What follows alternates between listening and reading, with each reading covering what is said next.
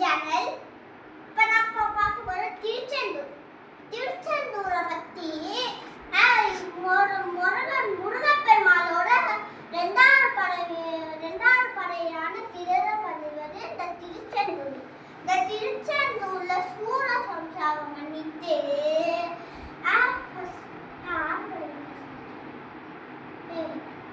ஆறுபடையை இப்ப நான் சொல்றேன். ஃபர்ஸ்ட் திருப்பரங்குன்றத்துல ஒரு நாள் சிவனும் பார்வதியும் உட்கார்ந்து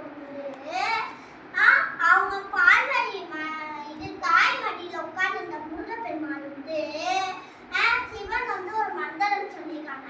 அந்த மந்திரத்தை தெரிஞ்சுட்டு திருப்பரங்குன்றத்துக்கு போய் என்ன பண்ண ஆரம்பிச்சா அவங்க தந்தையை வேண்டி தவம் பண்ண ஆரம்பிச்சிருக்காங்க.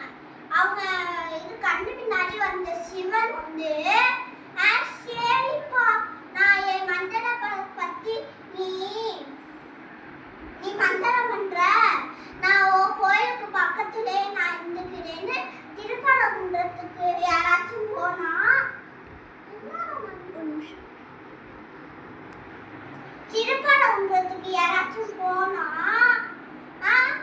என்ன தரிசிச்சுன்னா முருகன் திருப்பரங்குன்றத்துக்கு யாராச்சும் போனா அப்ப சிவனை